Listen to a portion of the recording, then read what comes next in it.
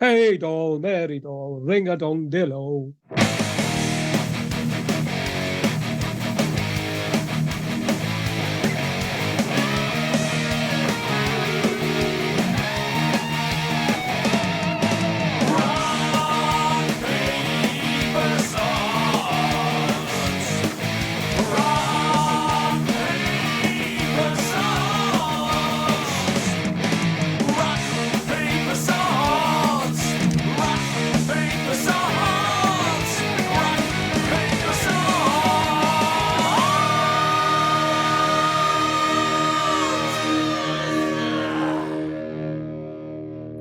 Hello, and welcome to Rock, Paper, Swords, the historical action and adventure podcast. My name is Matthew Harvey. My name is Tom Bombadil. I mean, Stephen A. McKay. We've Just ad-libbed that. That was good. I like that. Oh, dear. Oh, we're both best-selling historical fiction authors, and together we chat about all things historical and anything that could fall under the banner of action and adventure in books, film, TV, and games. Oh, and we also talk about rock music sometimes. Each episode, we cover different aspects of history, from the quirky to the almost unbelievable. We also talk about writing, not only with each other, but also with guest authors. On today's episode, we're going to talk about a series of blockbuster movies that are based on one of the seminal pieces of fantasy literature, Lord of the Rings. The films were released 20 years ago and had as huge an impact on filmmaking as the novels had on literature and the fantasy genre in general. Directed by Peter Jackson, the trilogy was released over 3 years from 2001 to 2003. The total budget of the series was $281 million, and they took an astounding $2.991 billion at the box office. They won a total of 17 Academy Awards. I think I got that maths right. With Return of the King winning an amazing 11 Oscars. The films made stars out of several actors, such as Viggo Mortensen and Andy Serkis, took huge leaps forward in digital effects and launched a new era of the film industry and tourism in New Zealand. With the new Amazon series, The Rings of Power, just about to be released, the time felt right for us to revisit these classic movies, looking at them through the lens of the last 20 years. So, I know you hate me when I say so I just said it there, especially for you, Stephen. Stephen, what was your first experience with the movies? Were you already a fan of the novels? Or were you excited when the films came out? Yeah, I was already a huge fan of Lord of the Rings before the movies came out. My first experience with fantasy novels was The Sword of Shannara by Terry Brooks. I had a friend, I must have been about 13, maybe 12 even, and he was given it, Sword of Shannara, for his birthday. It's basically a rip-off of the Lord of the Rings. I was going to say, so basically you read, it's like a cover version before the original song. It's like when my kids say to me, I've heard this song by a band, and you listen to it, and you go, well, that's just a cover version of the 60s song. Or it's like a more commercial version of that, something deeper. But so he got that for his birthday, and I laughed and laughed at him for being such a nerd. I thought it was hilarious. Little did I know, and he gave it to me to borrow, and I absolutely loved it. I couldn't believe how good it was. It's still a good book, by the way. I've read that one. Yeah, I've read the first one. The first three are good. But anyway, so that got me into fantasy, and then after that I read The Hobbit, which is supposedly a children's book wrote for his own children, Tolkien, and then moved on to Lord of the Rings after that. So yeah, it was one of those books where I remember Christopher Lee said he read them every year, even before he got cast as Saruman. Mm-hmm. And at that point, I was reading them every year as well, just because I loved them so much. Or maybe for 2 years or whatever. Christopher Lee actually met Tolkien as well, didn't he? I never knew that. Oh yeah, he did. He was. I don't know the details, but I remember seeing that they met actually in person. Years before, obviously. Tolkien died early 70s, I think. So, yeah, they met back in the 60s, I think. I'm not sure. I can't remember the wheres and the why-fors with it, but yeah, they did meet. So I was already a fan of the novels and couldn't wait for the movies to come out. What about you? Had you read it before? Yes, I had read it before. Funnily enough, I was a huge Dungeons and Dragons and fantasy fan. Still am a fan of fantasy. Still, interested in playing Dungeons and Dragons and stuff. But in the 80s, early 80s, well, basically through the 80s and 90s, I was a massive nerd, as you would say, and I just loved everything to do with fantasy and watched every fantasy movie that came out, read all the books that I could find, and I read The Hobbit when I was, I think my dad read it to me first when I was, I don't know, 8 or 9 or something. And then I read it myself when I was at school when I was about 11. I think The Hobbit, I think it's one of the first books, if not the first book that I ever read myself, Nice. like a whole novel. And then The Lord of the Rings, I struggled. I remember reading The Lord of the Rings as a young teenager, starting and reading The Fellowship of the Ring and then getting bogged down always in The Two Towers. And that happened to me 2 or 3 times until I must have been about 20 when I finally sort of powered through the whole thing. I've only read it once, the whole lot, although, as I say, I've read The Fellowship of the Ring probably 3 or 4 times. But yeah, massive fan. I got the Lord of the Rings role-playing game, and I just loved the whole thing. And I was a big fan of the Ralph Bakshi movie as well, the animated movie that came out in the 70s, I think. So had you seen that back then? I saw that. Obviously. Yeah, well, I saw it on video back in the 80s. Yeah. Right. And I'd watched that several times, and I've got the soundtrack of that, the music soundtrack for that movie. And yeah, I had the VHS, and I used to watch it loads, and I was a huge fan of the cartoon, of the animated thing. I never knew it existed until about 10 years ago. I bought it on DVD, which is obviously disappointing because it's such a good movie. It's so and then good. They never made the rest of it. Well, yeah, I mean, there is some sort of sequel-y thing, not maybe Ralph Bakshi, but there's a second part of it that was made, some animated thing to sort of close up. I've never seen that, but no, I've never seen it or heard of it. The Ralph Bakshi thing was just great, and if anyone hasn't seen it, it's you can probably find it really cheap. It's probably available online somewhere, but it's basically the first half. It's basically the Fellowship of the Ring and a chunk of the Two Towers, really up to the end of Helm's Deep, I think, isn't it? It goes. I don't remember. I've not watched it for that. I watched it with my daughter when she was wee, but yeah, I can't remember where it ends. But it doesn't do the whole ending. It doesn't. It's very similar. It's very, very similar. Peter Jackson's movies. And I think it's really unfair that it didn't get more credit. Yeah. And I have my this could be my unpopular opinion, but I think that the Fellowship of the Ring, of the 3 movies, is the best movie. And I think that partly that could be because it copies lots of the direction decisions and script decisions from the Ralph Bakshi movie. Maybe not intentionally, maybe unintentionally. Yeah, he's maybe just watched it.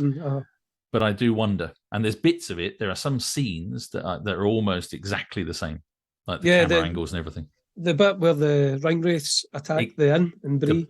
Yeah, it's exactly the same. Exactly the same. Sure. And the bit when they're hiding from the Ringwraiths in the like a little dell underneath a tree. Yeah, under the tree. And the Ringwraith comes above them, he's sniffing everything. It's almost exactly the same. And sort of shot for shot. So if they, I don't know if Peter Jackson could hold his hand up and actually honestly say that he didn't get any inspiration from that. But I think there was like some controversy at the time when I can't remember now that Ralph Bakshi, I think he was still alive at the time, and I'm not sure. I don't actually know much about him now, but I remember at the time. I'm going to have to look now, but I think that he got invited. He didn't get invited to the premiere or anything, any sort of screening. That's probably why they kind of just sort of you got rid of him. I think. Well, I take your point. I never thought of it like that, but I think probably that movie that is the best of the 3. It's probably just because it is the best of the 3 books as well. I would say. I know he's still alive. He's still alive, Ralph Bakshi. Right. So he might be listening to this very thing now. You're great, Ralph. Make the rest of it, please. Yeah, I don't think that's going to happen. But yeah, he's 83 now, so he's still around. But yeah, so maybe there was some controversy there. I haven't done my background on that to revisit it. But anyway, I'm not going to get bogged down in Ralph Bakshi's movie. Talking about the Peter Jackson one, which or the trilogy, which are the ones that most people are going to have seen, and they are absolutely fantastic. But going back to the build up to that initial movie, there's been lots of fantasy movies made, and I remember seeing the trailers of the Fellowship coming out and thinking, oh my god, this actually looks like they've made a movie that looks like what I imagine sort of Dungeons and Dragons and the fantasy world that that imagine Lord of the Rings to be. Yeah. It just looks amazing. I mean, the scenery is epic. They've managed to get dwarves that don't look ridiculous. Let's not talk about the Hobbit movies. And they've, it just looks great. The elves look good. The people look great. I mean, just everything about it looked brilliant. And so I was so excited. And at the time, I was just realizing that my eyesight was not as great as it had been. And I remember making sure that I'd got a pair of glasses. I went to the opticians and I got a pair of glasses before going to the cinema to see it. And I think I literally picked them up like that day and then went to the cinema. Well, I can see why it's so memorable, because the first time wearing glasses is obviously going to stick in your mind for the rest of your life. It's like me, the first time I wore a baseball cap out, somebody saw me in the street and started laughing. You know, what, you wearing that for, you idiot? Well, it was like I could see in 3D, because I had my eyesight had been getting worse and worse, obviously slowly over. I must have been about 30. Yeah, must be 30. And my eyesight obviously been getting just a little bit worse over time. How old are you? 51 now. Right. Okay. So yeah, but I didn't drive at the time, so I didn't need glasses. So I got public transport everywhere, and I realized I needed glasses. Well, this is a bit of a digression, but we went on holiday. Me and my wife went on holiday to Florence just a couple of months before. So it's like in the autumn of that year, and we were going to these amazing cathedrals and things in Florence. And my wife was looking up, going, "Look at those paintings on the scene, the frescoes and these." And I was looking up, and I was like, "I can't see." And it was all blurry. And I was like, no, I can't see properly. It's like, what's going on? And I suddenly realized that, shit, I need glasses. And so then we were going to go to see this movie. And I thought, I cannot go to this movie without having glasses, because I'm not going to miss this amazing thing. So anyway, and I wasn't disappointed. I went to the cinema, and it is my favorite of the three films, Fellowship of the Rings. I think they all come out at Christmas time each year as well, didn't they? It did, yeah. Which is another memorable thing. You know, it made it each Christmas that extra bit special. Yeah, and I think the fact that I think it's probably one of the first big blockbuster series that they'd filmed all together as well. They'd got everybody together for like 18 months or something, and they filmed the whole lot, and then did all the post-production and just did like pickup shots or whatever they had to do in between. But the fact that they could release one every every Christmas, one every 12 months, and be these blockbuster huge things that had like the best special effects ever and everything. I mean, it was really, they were real events, and you could see why they changed really the face of cinema, I think. So just I did mention the Hobbit movies there very briefly. We're not going to talk about the Hobbit movies today. I've seen them. So I was going to say I've only seen the first one, and let's just say it's not the Lord of the Rings, and I don't really understand what's happened there. So maybe that's for another day. We should do we can talk about it. But something very strange happened there to Peter Jackson. I don't know. But so let's talk about the movies. I don't know whether we want to go in the order of the movies. I've got notes. I watched them all in order in the last sort of week. Well, I did take notes on the Fellowship of the Ring. But for the next two, I kind of just watched them without taking any notes. Because it's hard to watch 3 4-hour movies in 1 week. Yeah. So the first question is, did you watch the extended editions? Well, that's the ones that I've got on DVD. So I've got the extended editions on DVD, and I've watched them. Obviously, I've seen the originals in the cinema, and I've watched all the extras on the DVDs and everything years ago.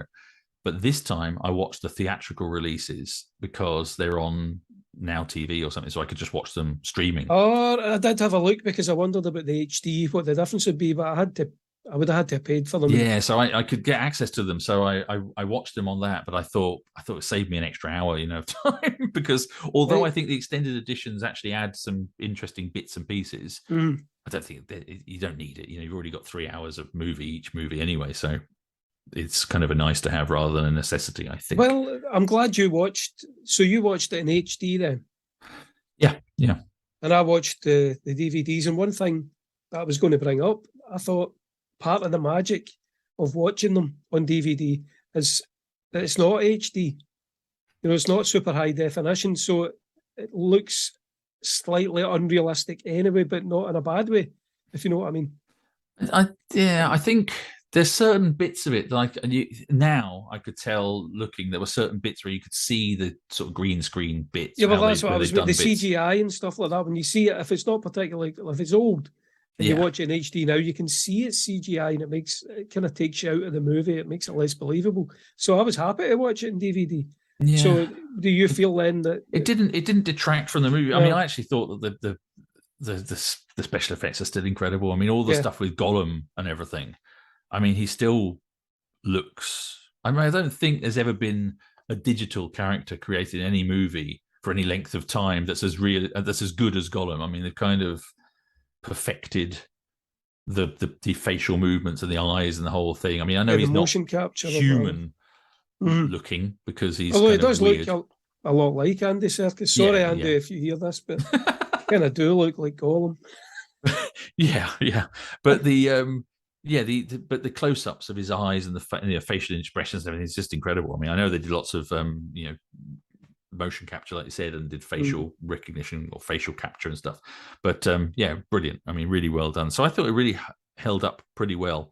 And all the clever stuff they did about having body doubles for different things and a forced perspective to have the hobbits look the right height next to Gandalf and all that sort of stuff. I mean, so it still works in HD. I think it definitely worked for me. Yeah, I'm watching those things, and that's one of the reasons why I think that I don't know, but I think one of the reasons that the Fellowship works so much better in some of these ways is because it looks like in the later films they chose to use green screen when they had the hobbits in place, and it doesn't work as well. Whereas in the first film, when most of the time that you've got the hobbits, they've either got their backs to the other characters and it's little people actually wearing the costumes to sort of show the height difference, or if it's got the actors, they've used this forced perspective trick that they did, so they've got them sitting, further back or whatever. Away. But there's no green screen, and so it just looks really believable. But in the later ones, especially noticed in Return of the King, when you've got that scene with thousands of people at the very end, one of the fake endings, when they've got all of in Minas Tirith after the big battle and everything, big ceremony destroyed. That one. And sorry. The big ceremony. Yeah, the big ceremony bits. The sort of the Star Wars almost like ceremony bit at the end with the crowning and all that. You've got the hobbits all standing there, and they've clearly used some sort of green screen thing, and they sort of superimposed them in, and it just looks a bit clunky. And so with that, I could see, and you say, and I don't know if they've sort of, as they got better at doing the CGI and the special effects, and I don't know whether they sort of took more shortcuts as they got into the later movies and did things differently. I don't know. No, I'd been watching the Prisoner Blu-rays. I should have mentioned it on here. Yeah, you mentioned it the other day. And obviously watching that on a tiny TV in the 1960s would be fine. You watch it now on the Blu-rays, high definition on a big, massive telly. You can actually see it's not even Patrick McGoohan in a lot of the scenes. It's a completely different person. It just looks ridiculous. It's too high quality. And it was never intended to be seen in that way. And it kind of ruins it. It's still amazing, but it kind of ruins it. And I suppose anything's going to suffer from that as technology moves on. I don't think there's any of that. There's no bits where it actually ruined it for me. I mean, the worst for me, the worst bits of the sort of the CGI and stuff where they've actually gone a bit closer to what the Hobbit movies are like, without going into that. But especially with Legolas, it's when Legolas does these things where he's leaping up onto the top of the elephants or the Oliphants or whatever they're called, and all of this stuff, and it's all very obvious that it's not real. And this, but it's because of the movements he's doing. It's because of the sort of the cartoony nature of it, and the sliding down the stairs on a shield. Well, that was the exact scene. Like, I remember that sticking in my head at the time when I went to the cinema to watch it. And I've got a comment here as I was watching Fellowship of the Ring. I was thinking, like you, it worked better than the other later two because it was less Hollywood. It was slightly more natural filmmaking. And I distinctly remember that scene with Legolas sliding down the shield, sitting at the cinema and thinking, this looks ridiculous. Why have they why have they done this? It's so different from the first Yeah. movie. And it kind of And really annoyed me at the time. me too. And then It he still does does. it. He does it again when it ends up in the Return of the King. You've got all the moments when he does that thing when he leaps up onto the oliphant and he's jumping about and he slides down off the elephant's Yeah, trunk. it looks completely unrealistic. Yeah. It's ridiculous. And so where everything else is so grounded in reality, and I think you're right, and I think we're both saying similar things, that it was just much more naturalistic, that first movie. And I wonder, and I'm thinking about why the book of the Fellowship of the Ring is better, in my opinion, than the other books as well, is because the story is much more individual as well. It's much more based on just a small number of people. Yep. And so you really care about what happens to Boromir. You know, it's one of the best moments in the book. It's one of the best things in the Ralph Bakshi movie. One of the best moments in the Fellowship of the Ring movie is when Boromir gets killed. Yeah, there's really nothing like that later on. Not because I don't want him, not because I want him to die, but because of the pathos of it and the fact that it's just a brilliant scene. And you care about this guy, Boromir, even though he's kind of like set up to be kind of a baddie or whatever. I don't know, difficult character, but he's ultimately he's a good character. Ultimately, he's a good guy. And that moment of redemption at the end when he tries to defend the hobbits and then ends up taking a couple of arrows for it and ultimately gets killed, and it's just a brilliant scene. And I think it's that fact that you focus on those 9 characters, or that go in the Fellowship, and you really care about each of them individually. And later on, it's all these huge sweeping battles of thousands of people and it just becomes boring. This is weird. You could have been sitting beside me watching it with me and we could have been talking about this, because this is exactly what I was thinking as well. I mean, I've written down in my notes, I don't even need to look. It was the exact same things I was thinking.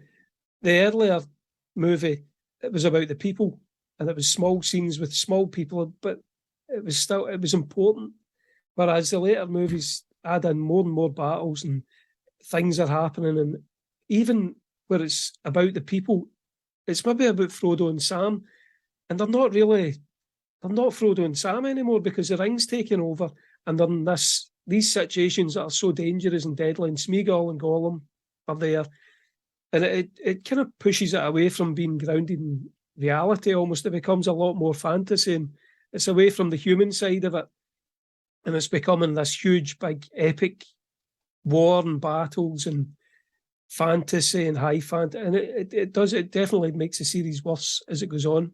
And it's interesting because I think you're absolutely right. And I think the moments that stand out in the subsequent movies, like The Return of the King and The Two Towers, I mean, they've got The Two Towers and The Return of the King have got some great moments in it. I think all the actors do a great job. And amongst the battles. And the film, I mean, even the battles are really well done and everything. It's just that it's just not as exciting. And it's interesting because it is the way that cinema goes. It's like, if you look at the Marvel movies, that's the way they've gone. And that's why I personally have got fed up with watching the Marvel movies. It's just too much. You watch the first 2 and you're going like, wow, this is incredible. And after it's just like, they're all the same. It's all massive battles and millions of aliens all fighting and millions of baddies. And the human element's almost lost. Exactly. The story. And so I think there are still really great human, for want of a better term, because obviously it might be elves and people, but human moments in those second films. So you do have them. There's some of my favorite moments actually in those movies. So you've got the bit with Theoden, the king, when he loses his son. So I'm just looking at my notes now because I didn't. Why do they keep calling him Theoden King instead of King Theoden? Because it's Anglo-Saxon. It's Anglo-Saxon. So so I've got that in my books as well quite a lot. They do that, and so Oswald. Never know. It's just it stuck out there, and it sounded weird. So it's very much. I think I like it because of the Anglo-Saxon elements of the Rohirrim, and the riders of Rohan are very based on Old English, Anglo-Saxon kind of thing, but with horses. But so the death. When he finds out that his son is dead and they're burying the son, and he's got that great line, which I took a note of somewhere, when he says, no parent should have to bury their child. And it's just so moving. I mean, it's great. I mean, he's brilliant in the role, but it's just a really, that brings in that sort of that human element. And again, I think the character, all of that sort of interplay actually between Theoden King and and his family, the niece, his niece and the nephew, Eowyn and Eomer, is brilliant. All of that, and it's really well done. I couldn't really understand, even watching it now, what the hell was going on with Aylmer and Aragorn. What do you mean? She obviously fancied Aragorn. Oh, with Eowyn. Sorry, what did I call him? Eomer. That's Carl Eowyn. Urban's character, who I think he Sorry, was great. Judge Dredd. Yeah. Her and Aragorn. So I think Seemed pointless.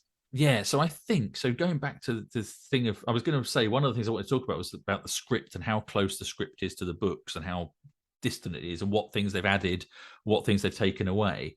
And I think they realized the weaknesses that we're talking about. I think they knew, the script writers, that they needed to bring in these human elements more. Make it. And so I reckon they added these sort of, because I don't remember in the books there being that kind of will they, won't they. I don't remember it either. And I even listened to the audiobooks about 2 years ago, and I don't remember. So I think they just put it there as a, to give it some token extra sort love of interest. human sort of spice or something. And she's brilliant. I thought she's great in it. And yeah, but you just feel sorry for her. Yeah, you do. But she's got a great scene. I really liked her scene in they've taken in the books, is Merry, isn't it Merry or Pippin, one of them, who kills the Nazgul. Do you think I would know? Is it the Scottish one or not? I don't know. I can't remember. Anyway, in this, they've got Merry is there. No, it's Merry. Is it Merry? Yeah. So they've got the Scottish one.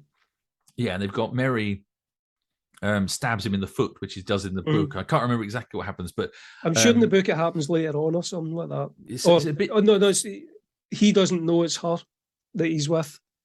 Yes, yeah, that's right. Yeah, in the book. So they've done it great in the film. I thought that was really great, and they've got the whole bit. He goes, "No man can kill me." That's right. And she goes, she takes the helmet man. off. Yeah, and then she goes, that's a good scene. That's a great scene. So that's Hollywood, but it's Hollywood, but done well, and it's still that human side of things. And you're rooting for her, and you go, "Great for you, Eowyn. You've got in there, and you show the guys, you're just as good as everyone else, and you actually better. You're killing the head baddie. It's great." So yeah, she's brilliant. I really loved her character. Yeah, she is really good in it. Great, and she's one of those actresses that I don't think I've seen in much really, but she's brilliant in these films. Well, we'll talk about that again because that's a good point, just in general about all the actors. But just before we move on, about Boromir, when he gets killed, obviously Sean Bean say has to die. Yeah, but, obviously. I mean, he's a major character and he dies in the first movie. And I don't remember any other major character dying in the rest of the movies. Do you know, the way that moves you the way he does? There's no one as important as Theoden, obviously. But he's not like as important as Boromir. So that's another plus for the first movie. The second and third movies just don't really there's all this danger and stuff. But at the end of it, every single one of them's still alive. All the hobbits are alive. Gandalf's alive. Well, that's right. You have these random people dying, don't you? So but you don't care about them. We've had 500 people have been murdered in a farmstead somewhere, and you think, okay, it's terrible, but everyone's screaming and crying, but you don't really. You're not invested in it. Yeah, exactly. Yeah. Yeah, but so I just wanted to say that. But then you're saying about the actress that played Eowyn. Yeah. So you've never seen her in other things. Neither have I, actually. But even at the time these movies came out, I think one of the things that made them so good for me was I don't think I'd ever seen any of these actors in anything. I'm not a huge TV or movie fan, especially, so I didn't know any of them. Ian McKellen was really famous. He might have been really famous, but I've never seen him in anything that I knew. I mean, many people had seen him in stuff because he'd already been in X-Men before then, I think. So I think he'd already been. Never seen it. Magneto in X-Men. I've never seen it. Anyway, but that's like mainstream. But he was he was a big name. But I'm trying to think who else. Well, obviously Sean Bean. He'd done all the sharp stuff. Which I've never watched.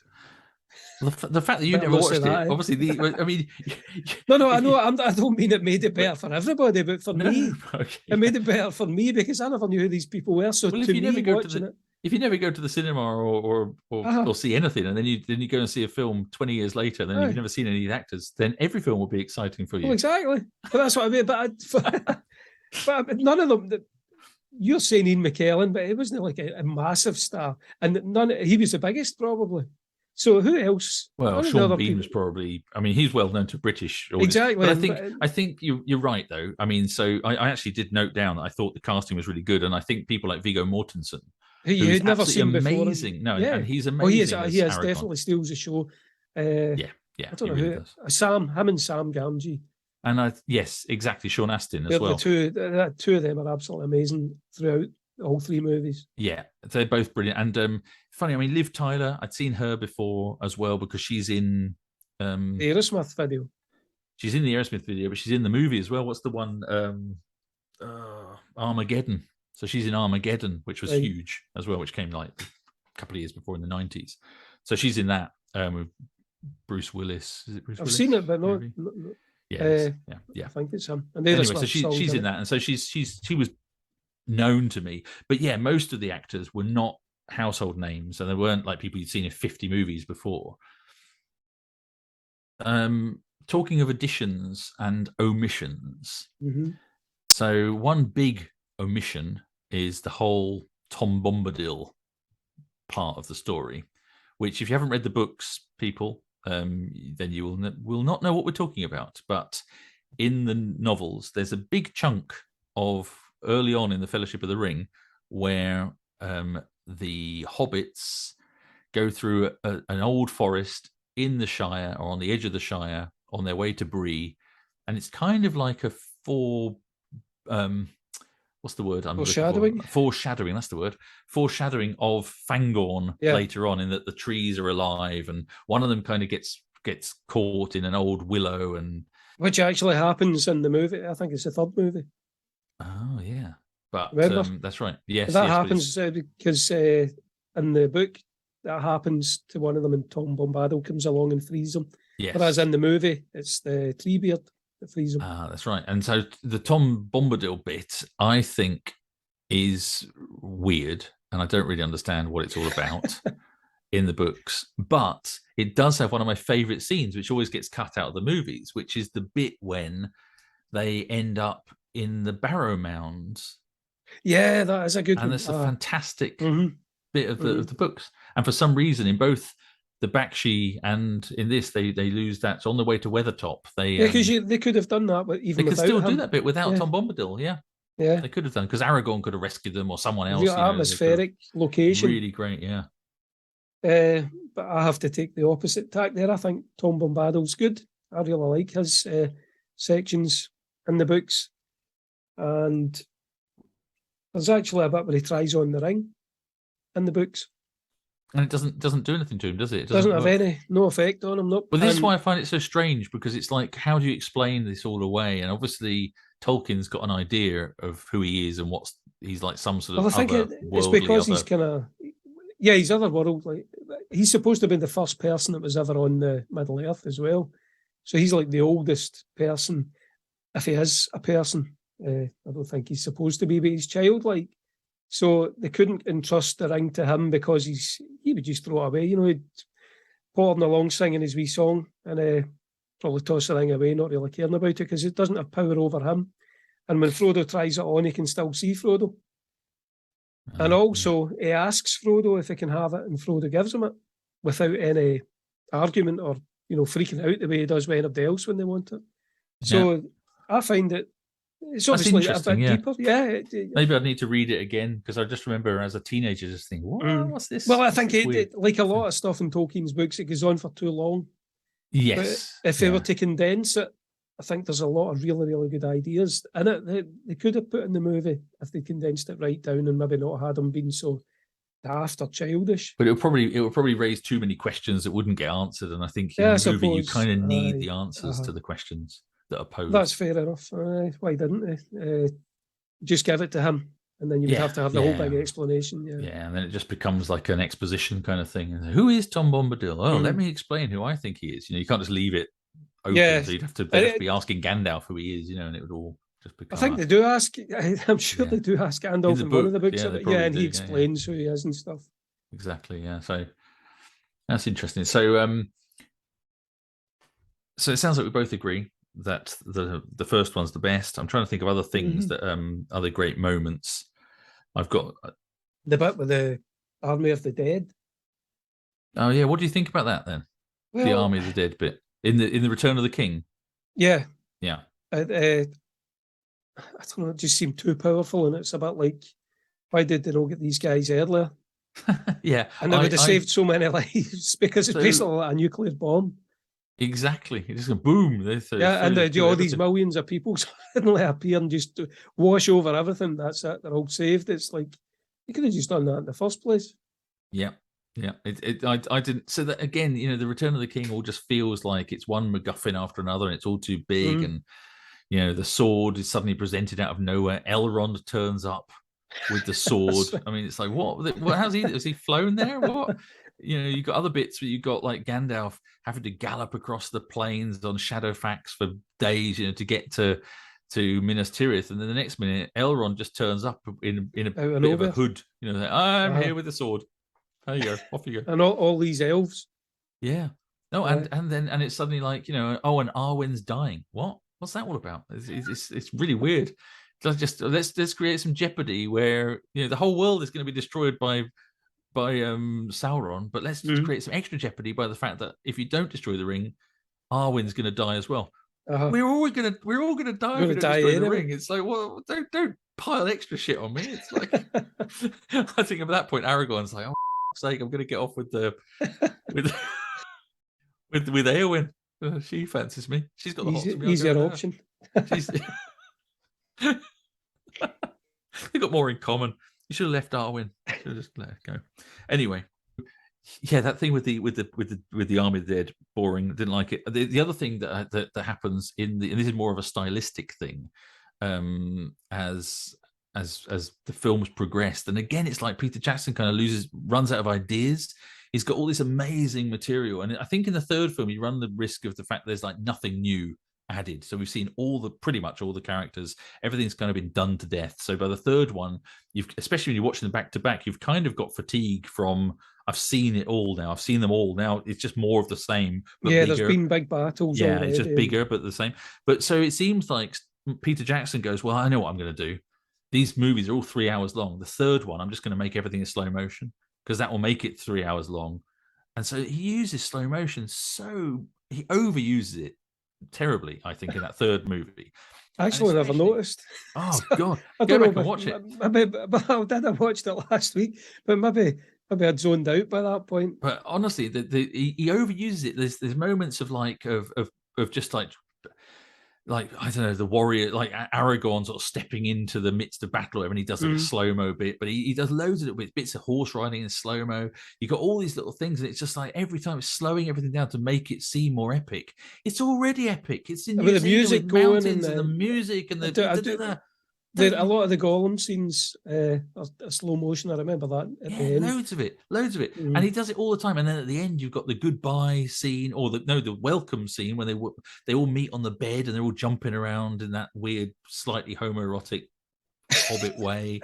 And it's like it's all a bit weird. And it was obviously so set up. I mean, and it's just and they do it in slow motion, so they don't just go. The way they walk in, how you doing? And Aragorn appears and bouncing about on the bed in slow mo and stuff. It's like it's weird. It was weird, but I was crying the whole way through it. Really? Okay. I wasn't. At that point, just did me in. And other notes I've made in here about, I've said the Battle of Minas Tirith just goes on too long, so we kind of agree. I did think one of the things that I did really like about The Return of the King as well, and before anyone thinks that I don't like these movies, I really do like the movies. I think they're fantastic. And if Peter Jackson ever hears this, sorry, Peter, you are an amazing director, but the slow. He won't be making any yearbooks. He won't be making mine. Yeah, if in 10 years' time he's like, yes, Peter Jackson's going to direct your movie, I'll be like, Stephen, quick, delete this episode. You can't delete this episode now. No, but Shelob, the giant spider, she's amazing. So I think that is genuinely terrifying. That whole scene, the whole bit with the spider. And just the silence when she's like doing that silent creeping up behind him, and it's making the hairs of the back of my neck stands up now just thinking about it. That's just terrifying. I hate spiders anyway, but the idea of like a spider that's 20 foot long or something, or 30 foot long, is just. I don't mind small spiders, and I kind of get used to them because I was a meter reader for 18 years, and every gas meter box you open has one of those in it. There's a spider A in it, yeah. massive spider. But But I not was 30 lying- foot long. Well, if it's right beside you, it feels like it. But I was lying in the bed the other night, just the headphones Yeah, on, yeah. listening to music, reading a book, and the next thing, Shelob actually walked into my bedroom. I swear to God, because we've got a tan-coloured carpet, and this absolutely massive spider walked in the room. I've got the headphones on, the wife's watching the TV, and I burst out, "Oh, Jesus Christ!" Terrified, jumped away up in there, and she's going, "What is it? What is it? What's happening?" I'm like, "Spider!" It's massive. It was like, I think it must be- spiders. It must be the fact that we've been watching the Shelob thing, because I went camping a few days ago and I came home and I was literally on the phone to my wife and I was stinky. I was been camping for 3 days, I hadn't had a shower, and I went into the bathroom and I was like I was on hands free, It's a time chatting of to my year. wife. Mhm. I'm painting a picture here, taking my clothes off, Yep. and I picked up a towel that was there, and as I'm talking to her, this massive spider just walked out of the towel. It was like the towel had folded, and Uh-huh. there was like Oh, would they do the hide in places? it like was that? horrible, and it was like, but it was. I just held this thing, and I was like, oh, I almost freaked out, and I was gotta go. I remember reading something years ago where there was this theory that spiders came like from outer space. They were actually aliens somehow come here, maybe a meteorite or something, and that's why we're so freaked out by them, because they're not of this earth. I could quite believe that, because they are terrifying. But they definitely freak you out. As I say, small ones aren't bad, but if you see a huge, exactly, you're shivering there. It makes me shiver to think about. So I've it did make me think maybe that's a good theory. Maybe they are aliens. But anyway, digressing way off point. That's Shelob- why the Shelob scene is so good, because she is terrifying. And It is. I mean, and the CGI and everything is brilliant. I mean, the whole thing and is just great. And that, when he's wrapped up in Yeah. the web and he looks dead, and it's just awful. it's And when Sam turns up there with the light of Elendil or whatever it is, the main hero. and what does Sam's brilliant. Is he? What does he say? What does he say? Leave him alone, you filth, or something. That's something like right. That's right. It's like- And but he's he's got brilliant. Sting. The Sting idea out. of standing in front of this massive spider with like a tiny little sword and being a little person. That's a and magical sword. So It's a magical sword, but still, it's a tiny little sword, and he's a tiny little person having to stand in front of this massive, monstrous spider. I mean, you imagine the balls on him to do that. I mean, if it was me, I would have just been running down those steps. that's what's so good about Sam. He's just brilliant. He has the best character in it, Yeah, And absolutely. but it kind of makes you. Spider gets just the walked girl. past my window. He gets the girl as well. So he does it. I think he's the only one, isn't he? Yeah. he's Well, the one. apart from Aragorn. But And there's I've a lost weird my line. train of Just digressing from that. There's a weird line right at the end. I didn't write down the line, but it's a weird line. I don't know if it's in the book, but in the film, Frodo goes off into the west, which I never really understand the whole thing of the elves buggering off to the west and everybody disappearing off into the west. What's that all about? I don't get that. Anyway, but he's going off and he's left his writings for Sam, and Sam's kind of reading the last bit or whatever, and you see him there with his family, but in it, Frodo says something like, he goes, "You can't be torn between two things anymore, Sam." And it's like, well, what is it? Is there some sort of homoerotic relationship going on here? I don't think And so. it's like saying, like, you can't be torn with your love. You have to. I didn't understand. It's just his the line. loyalty. His loyalty loyalty. to his childhood friend, and he's. A bit strange. There's one bit in it where he. But he's not his childhood friend in the book, so he's his bloody gardener, isn't he? Yeah, but they are friends as well. Yeah. That is a good. What is that line he says as well? Are you his guardian or something? And he says, "No, I'm his gardener." Yeah. I can't even remember who it is they're fighting at then, but it's a great line. He says, "No, I'm just his gardener." It's a bit like Steven Seagal in Under Siege, where he says, "No, I'm just a cook." Yeah, I'm just a cook. Yeah. Sam Gamgee he's the real hero of the entire piece for me. But it makes, I mean, Frodo is just so whiny. Oh, I've actually written a note here. So a note here is, and I don't know if I don't think he's as whiny in the books. I think they've made him whiny, and I don't know if that's a remember. direction thing or Yeah. what. But I've written down Frodo is a whiny bitch. Yeah. I've written down because he was getting on my Yes. tits by the end of it. I was like, oh, stop whining.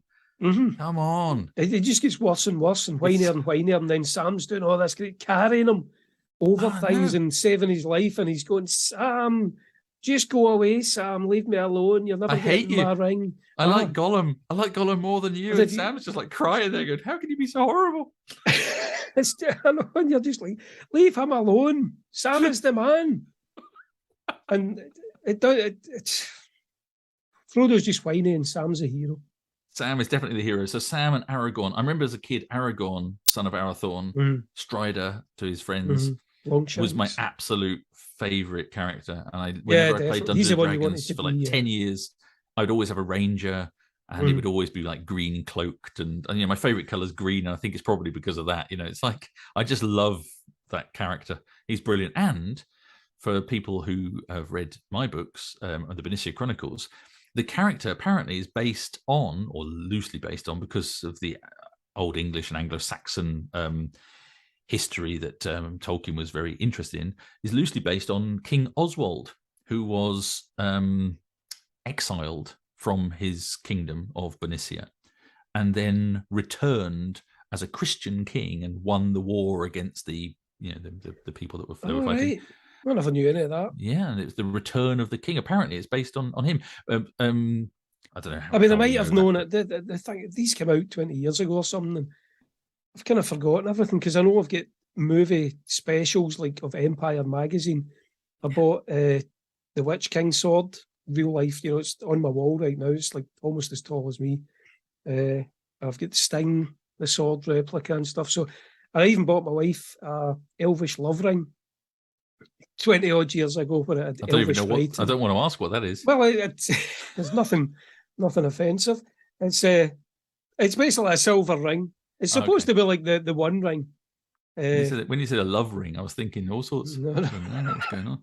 I think you've got a dirty mind going on about rings and but no, it's just a silver ring and it's got Elvish writing on it and it says something like "I love you" or something on it. So I was huge fan in general, Lord of the Rings, but you forget stuff, don't you? After absolutely. Once you get to our age, especially your age, because you're a good few years older than me. Another thing that I thought of talking about, going through the order as things get added into the films, and we were talking about things that are not in the books. And Arwen, I believe, is not in the books. Am I correct in saying that? Or she's mentioned, but she's not a major character. She doesn't turn up and talk to anybody or do anything. Well, now that you mention it, I'm sure Aragorn's supposed to be a child when he was in Rivendell. Yeah.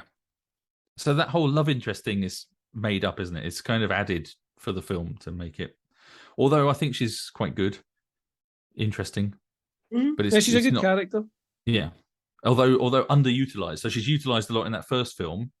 And again, gives an added depth to Aragorn, and she's very pretty, and it's all lovely, beautiful, and they have the kissing, and it's all good.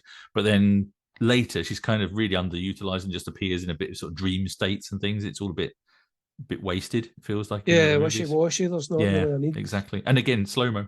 Lots of the slow mo sort of her.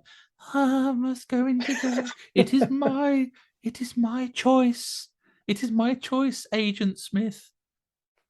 There's another one who's known, you see, because he was Agent Smith in The Matrix, Hugo Weaving.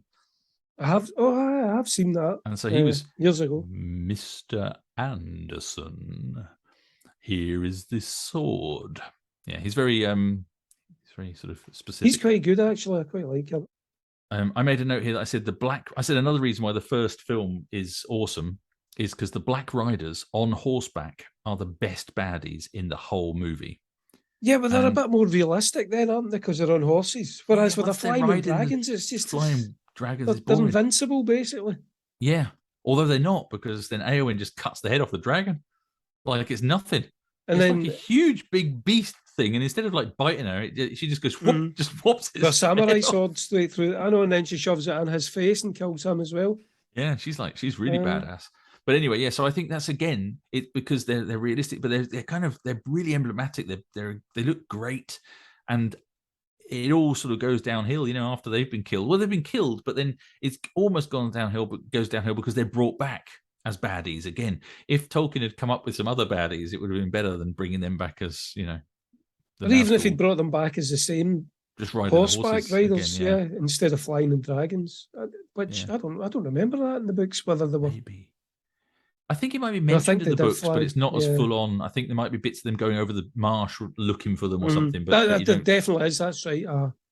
But you don't get they're not flying through, lifting bits up and killing everybody. Exactly. They're just flying the dragon straight into like a whole army and smashing them everywhere. And you think, How could you Yeah. possibly fight against that? You'd be terrified. And it's pointless anyway, because Yeah. one dragon could just smash everybody to pieces and that'd be the end of it. So I thought Saruman the White is good, but the magic battle is a bit naff. Top of the tower. Yeah, all that. two kind of old geezers. Well, it's just that the magic they use is like he did that bit when he does the sort of the breakdancing, spinning Spinning on his head. So what's that? What's that? That doesn't look scary. That's just stupid. I don't get that. Anyway, of all the things you could do to someone, make them spin around on their head doesn't seem like the worst thing you can do. I will now make you spin on your head. I don't know, have you ever been stuck in a roundabout? It's scary. I saw an adult get that done to him actually not long ago, and they wouldn't let him off. They just kept spinning him. He was nearly crying at the end of it. So maybe it is. Saruman's pretty evil in my book for doing that. It's pretty scary, yeah. So if you'd actually had a roundabout in a kiddie's playground to sort of put the guy in and not let him off, then that would have been... That's a true story, actually. I scary. remember I was at the park. It must have been my daughter, and they did it to this adult. And they spun for ages. Wouldn't let him off. He was practically begging them. And then I read his meter about 2 years after that, and I recognised him, and I said to him, you were that guy in the roundabout that day. And he pretended he never knew what I was talking about. Because you see him greeting like a bairn. Exactly. He was too embarrassed. So we already talked about Boromir's death being amazing. Chasing the Uruk-hai across. Now we're into the two towers now. I'm sort of going through my list. No, that was a good scene. Comments. Yeah, that's a brilliant scene. I love that in the books as well. Does go on a little bit too long, as do most of the things, but it is great. And here's why it works better in the Fellowship. In the Two Towers in the film than it does in the book. And here's why the books actually always trap me into giving up. Is that Tolkien did that thing that no modern writer would do, and that he writes the first half of the Two Towers is basically Aragorn, Gimli, and Legolas chasing after the dwarves. The hobbits, and then having the whole fight at Helm's Deep. And then the second half is Frodo and Sam and Gollum. But of course, the Frodo and Sam and Gollum bit is kind of not as exciting. Yeah, exactly. But in the film, they do that modern thing, which we would do if we were writing in a novel now, which they just split it, go chapter to chapter, so flipping from one to the other, which people might find annoying in a book, but you're much more likely to keep people entertained doing that than you are if you just said, I'm going to write 20 chapters now about one lot, and then 20 chapters of the other, and trying to work out where you are in the timeline as well. In the books, it becomes quite complicated then. You've got things like they're looking up at the full moon, and then the next, halfway through the next book is kind of the same full moon, but it's really weird. But it's a fantasy world, though. So I suppose you could do what you like with moons. No. So the timeline is good, but it's just that you're reading, you read, I don't know, like a week of Aragorn and that lot, and then you go to the week of the other guys, but you have to try and work out which part of the story you're in. I mean, it's in the timeline because they're... Anyway, so I've never looked into that deeply. Don't remember worrying about timelines. Well, no, you don't. Yeah, you don't have to do that. You're a bit anal here. Well, I'm thinking about the structure, but I've got a book. I've got a book. It rings too much. I've got a book of very detailed maps of the Lord of the Rings. I'm obviously more of a fan of Lord of the Rings than you are. No, I wouldn't. You're more of a fan of maps and timelines than me. Well, it's interesting. I don't know where it is, actually. I need to find it. That's it. It's actually quite interesting because I don't have maps in my books. I don't really care either. But I do get some readers that say, why don't you put a map in there? Well, I want a map. So I'll put a list of places in as a kind of salt to them. Maybe you're not as visual. I don't really care about the map. The story's more important than where they are or when they are. Well, the story is obviously of paramount importance, but I love the maps. Joking aside, I find that quite interesting that you've noticed this and I haven't, and that is a point from our books. The maps, I don't have them, and you do, and you find them really important, and you enjoy them that much. You've actually got a book of maps from Lord of the Rings. I'm going to have to find it now. I don't know if it's on the shelf. I hope it hasn't been thrown away because we've just been throwing out loads of stuff. So bear with me for a second. I'll edit in some music to hide this section. Okay.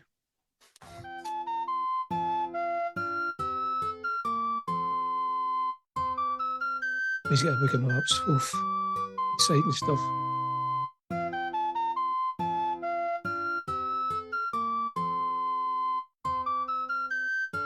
I found it. Look at this. So this almost got thrown away a few years ago, and I was really depressed because I thought I'd lost it. But look at this. This is Journeys of Frodo. Journeys of Frodo, an atlas of J.R.R. Tolkien's The Lord of the Rings by Barbara Strachey or Strachey. I don't know how to pronounce the name. But look at the lady that did this. Ooh. This elderly lady from this must have been the 1970s or something. So let's have a look. What date is it? 1981 was originally published. That's probably a lifelong undertaking, though. Yeah, she was maybe about 25 when she started. So look, and they're done in the style of The Lord of the Rings. So the same style as Tolkien's maps, right? But she goes through the book through chapter by chapter, and she's got a description. And this is why I was interested in the timelines, because she's got them going through in detail around through Hobbiton and all the rest of it. And she's got the timeline says 23rd of September. She's worked out when there's full moons and all sorts according to the story. And she says things like, "Oh, there's a discrepancy here.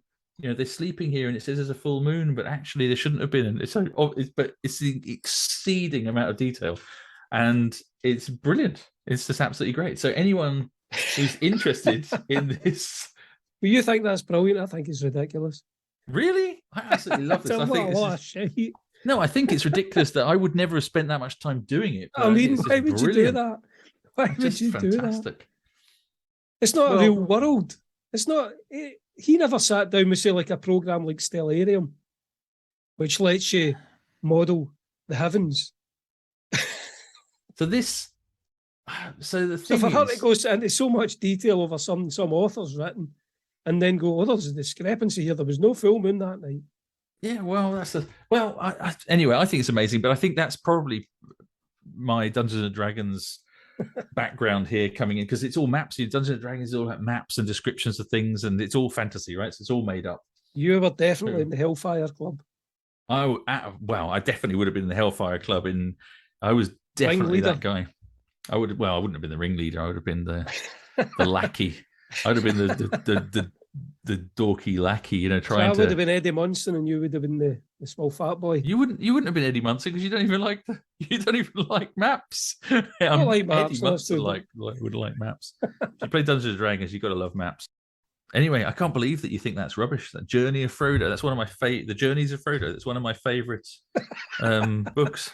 So you don't really like The Two Towers or Return of the King, but you like the book about the journey and the maps movie. The movie. I do like the movies.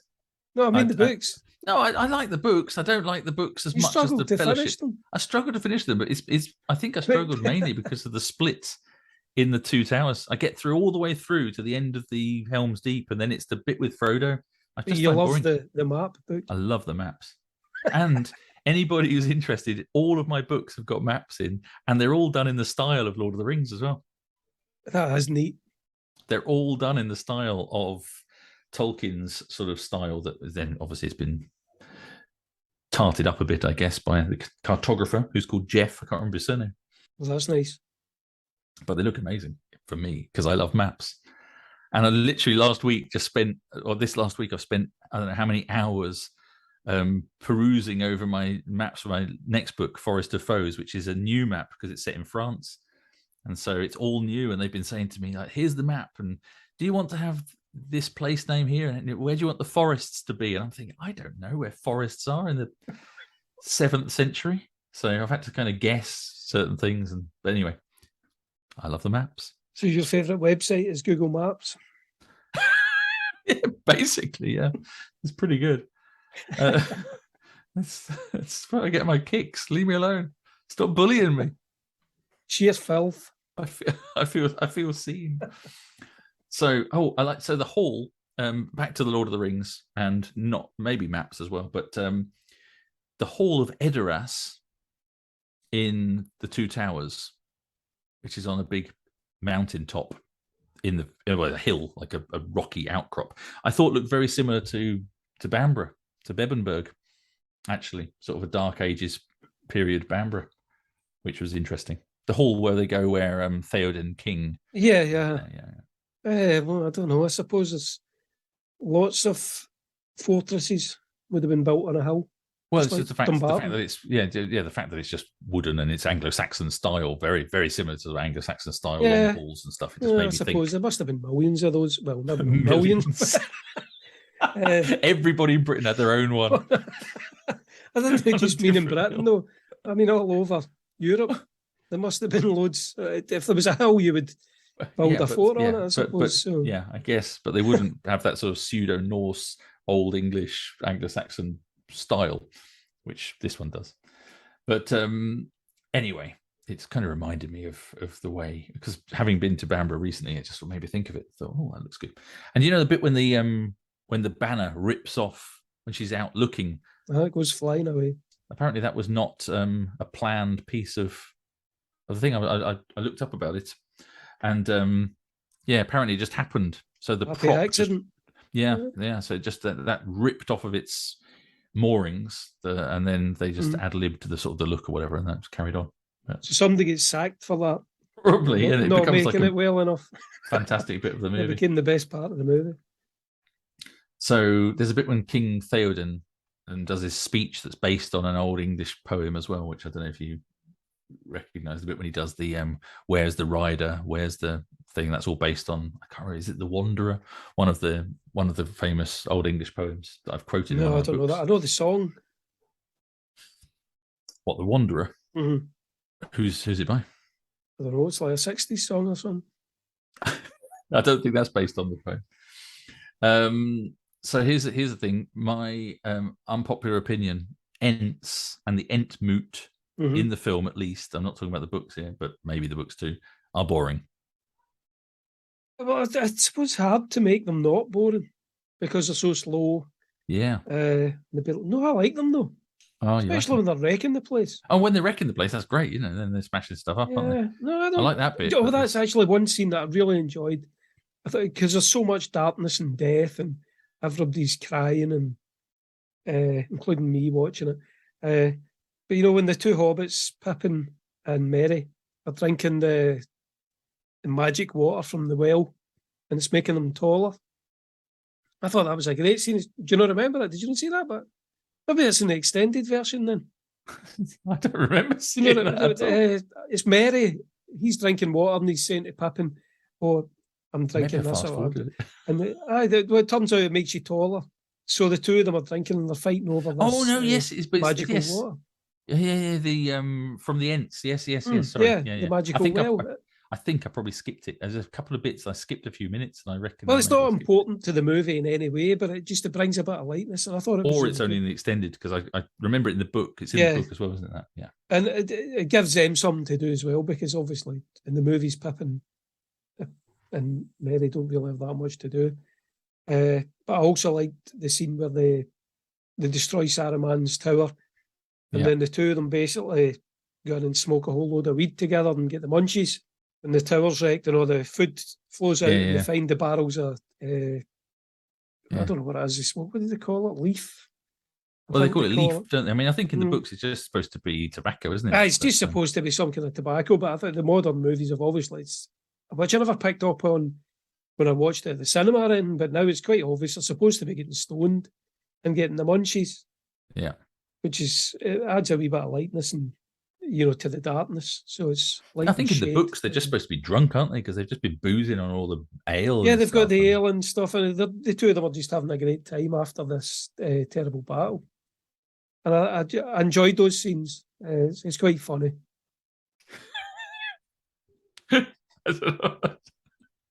feel like I need some weed now. Did you not like those scenes? No, I don't like his accent very much because he's so polite. His Scottish accent for Pippin. But he is Scottish, though, isn't he? Aye, but he's making it more polite so that people understand him, as I have to do here. Yeah. But it's so obvious to a Scottish person that he's been really polite, and it's kind of irritating. You wouldn't pick up on it, but I would. Well, I mean, he's just polite because he's a hobbit. Hobbits are polite. Well, you have to be on. But I suppose if you think about why is he Scottish and none of the rest of them are, how's that Well, accent? that's a weird question. I mean, that's true. They all don't come from the think same he's- area. I don't think he speaks like that in the books. No, he doesn't. He's not Scottish in the books, I don't think. It's all for inclusivity. Token Scotsman. So I've made a note about in the battles, lack of shields in the battles, which kind of started to annoy me. There's Apart from the one that Legolas has. Yeah, so there's the Uruk-hai have shields in that, but like none of the defenders And spears. and spears. The Uruk-hai have got The huge Uruk-hai spears have as got well. spears as well. Yeah. And then there's like there's a couple of you see some shields, like shields tied to people's horses and stuff, but when they're Yeah, on actually their backs fighting, and stuff. they're not using shields. And then Eowyn picks up a shield, which obviously was the way to go because it saves her from death from the giant mace or whatever it is from the Lord King of Angmar, whatever his name is, Witch King, the Witch King of Angmar. Yeah. And but she picks up a shield off the battlefield, but all of the fighting with all of the guys from Osgiliath and all of that Gondorians, men of Gondor, they're all running around with no shields. Why? Why fight battle with no shields? It's so stupid. Just annoyed me. That makes sense. I see what you mean. I suppose it's just a aesthetic thing where they want him to look cool with the sword. Yeah. But after a while, I kept on thinking, "Come on, Aragorn, just pick up a sword, pick up a shield." Because you're going. Well, I don't remember Aragorn with a spear either. He never. He only ever uses his amazing sword. That's it. And Legolas doesn't even use a sword; he just stabs people with arrows. He sometimes picks up a couple of knives, though. He did do double-handed knife action in a couple of bits, but yeah, mainly it's like I'll poke you in the eye with my spear, with my arrow, and then shoot somebody. Then I'll shoot two people through the head at the same time with it. Then I'll pull it out and stick it in someone else, and then I'll slide down this shield and shoot a couple more and climb up on this Oliphant. Yeah. So, I mean, who wouldn't want to be Legolas? He's very cool. Okay, so we're getting close to the end of the third movie now in my list of things. I did say the charge of the Riders of Rohan as they sort of charge down into the thing. I did like the whole build up there, and basically they're my favorite people. I think like army, whatever group in the movie. I love the whole, and the king. I think Theoden, the actor, does a great job. He is good compared to Bernard Hill. He does a fantastic job of sort of just embodying that spirit and the character. So yeah, that whole thing. But then it brings us to the end of the third movie, which for me, from the moment the ring is destroyed, you get first there's that slow motion bed bouncing scene, which I hate, and then after was this when Gollum falls in the? No, after Gollum's dead, falling in the lava. After that, when the eagles come and they do the old apocalypse now, carrying them out of the burning, save them. Sort of like helicopters carrying them away, and then Frodo wakes up in bed, and you get that procession of people, the procession of the people coming in, and all jumping in slow motion on his bed together, all laughing and japing there together. It's just awful. I absolutely hate it because it's like something out of a bad 1980s sitcom or something. It's just terrible. I wanted it to freeze frame at the end of them all laughing. Then it's just cheesy. It's as cheesy as in, and it's unrealistic. But I loved it. So cheesy. But why slow mo? Anyway, horrible. Hated it. Then we go into this series of fake endings. It's like one ending after another, which I felt really labors the end of the movie. I really, by this point, just wanted it just to end and go away. And it felt like the longest load of epilogues, which are not needed really. And they wheel out Arwen suddenly appears out of nowhere, and she gets give Aragorn a kiss, and I don't know. It just felt quite over the top. But it brings us to the thing that the ending of the book is very different from the ending of the films. So as someone who's read the books multiple times, and I've only read Return of the King once, tell us what happens in the books and how it differs, and what do you think of the ending? Well, the hobbits return to the Shire, and Saruman's taken it over with Grima Wormtongue. And I think there's men, isn't there? You wouldn't know, will you? There's men who are there. No, I do. I vaguely remember. They basically, it's industrialized, isn't it? It's kind of. It's not even so much that. It's more like Saruman's in charge of the Shire, For somebody, I don't know why he's went to the Shire. I don't remember that, but he's taken over the Shire and he's got men running around like patrolling the place to keep the hobbits in check. So it's, maybe you're right, that it's industrialised. But then Sam and co return, and Sam basically takes over and deals with the men, and I think they kill him and stuff. And then they meet Saruman, who's still alive in the books at this point. But Grima stabs him then because Saruman annoys him.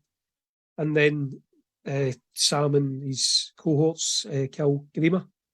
And that's everything. It's back to normal. So it's a really good ending, actually. I don't know why they never used any of that in the movie, because it gives the hobbits something more to do and shows them as heroic again. You know, they've dealt with their own problem this time. I guess in the film it would need to start. It would almost like be an extra film. You know, you have to sort of. That's quite a long tell the story sequence, I suppose. But they could have fitted some of that in.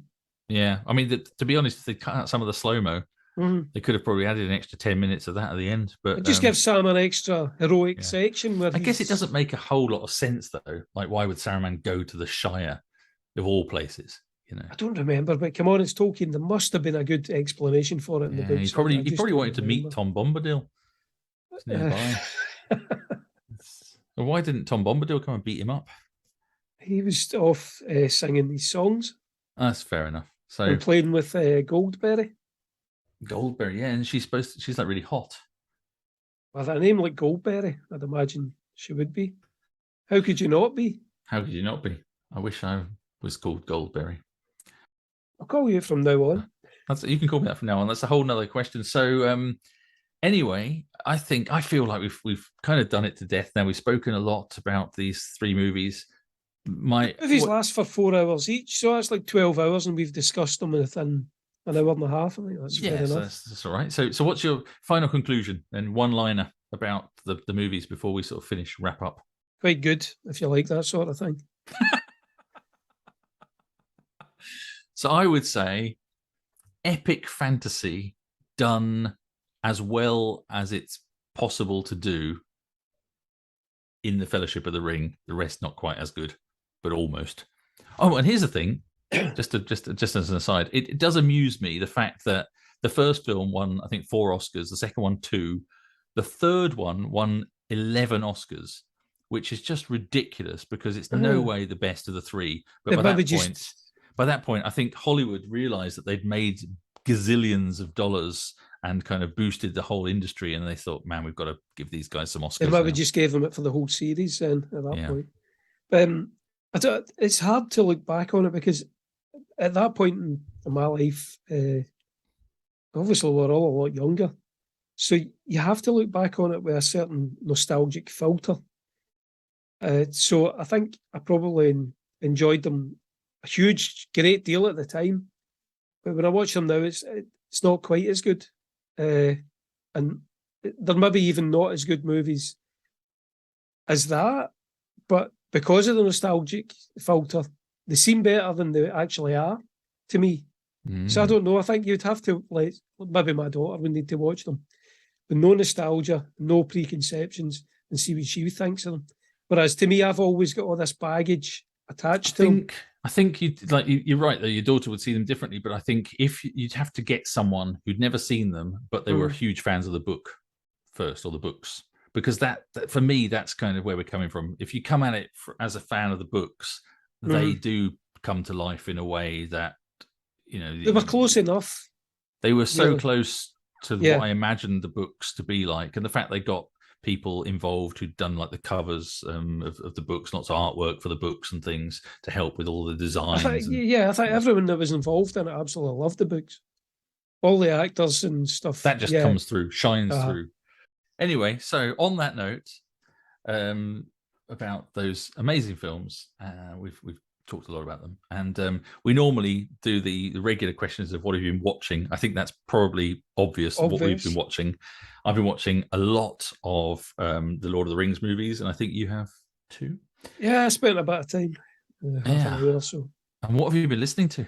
A podcast. I was painting the hall this week, so I needed something to listen to. So I listened to a podcast by the Brothers of the Serpent, There's two guys that just discuss strange topics like missing 411, which is people that went missing in American national forests inexplicably, and they just maybe some of them are found in really bizarre places, and like children especially, like maybe a 4-year-old child goes missing and they find them at the top of their cellar where they could never have possibly got. So it's like, how did they get there? So they cover things like that, and lost civilizations and technology, like how they made the pyramids and all these, how would they have cut these blocks to these kind of standards and stuff. So I had a great time listening to them. I think Matthew's laughing at me for this. I'm loving it. It just explains so much. You know, you're telling me that I'm a geek about enjoying maps about a fantasy thing, and you're listening to podcasts about conspiracy theories and total bollocks about Well, it's not aliens. conspiracy theory. It's not aliens either. It's ancient technology. How did they do it? They must have had technology. So, well, Brothers of the Serpent, check them out. And so what have you been listening to? And please don't say Queen. I'm not going to say Queen, but I will say I've actually been listening to, believe it or not, I've been doing some writing this week, and I've been listening to Howard Shore's The Lord of the Rings music. Mm-hmm. So it's been quite good, although it has a little bit of that Star Wars effect, whereby I know it now so well that it kind of throws you can me picture out the scenes, a bit. Yeah. But in general, it's quite good. I mean, it's great music, but it's quite good at sort of writing with that in the background. So. Brilliant music. And what have I been reading? What have you been reading? Well, you can probably guess what I've been reading. I'm actually making a concerted effort to finish your book. Not that it's bad. Again, I repeat this every week. It's a very good book. I just don't have time. So I'm kind of every night now when I go to bed, I'm making time just to do a chapter or two, because I'm going to finish it at some point. And even if I get disturbed by Shelob walking in the room, You'll be finished. You'll be finished it before Christmas. It'll be amazing. At least I'll finish it. Yeah. Well, hopefully you enjoy it. This is the first one, right? This is the time for swords. So you can get straight onto the sequel. Well, send me it. I need to buy it. So, well, I haven't got any copies. So maybe. I can't think of what I've been reading. I'm still reading The Thicket, this novel I talked about last time. By Joe Lansdale. I haven't actually read anything this week. I've been so busy with writing, and in the evenings I've been watching Lord of the Rings. I've not had any chance to read, so I've read nothing. So that's it from me. That's it from me. So that's it for today for both of us. That's it for our episode. I hope you've enjoyed it. Please let us know if you have any questions or things you'd like us to cover in future episodes. You can contact us on the Facebook page, which is facebook.com/rockpaperswordspodcast. Or on Twitter, where we are @rock_swords.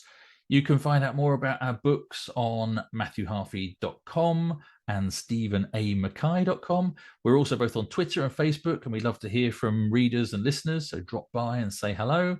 The theme music is written by Stephen A. Mackay and performed by us, copyrighted by us. Until next time, a Rock, Paper, Swords, it's goodbye from me, Matthew Harvey. It was goodbye from me, Stephen A. Mackay. I thought you were Tom Bombadil. But remember, whatever action and adventure you... and remember, whatever action and adventure you have going on in your life, be kind, stay safe, and happy reading.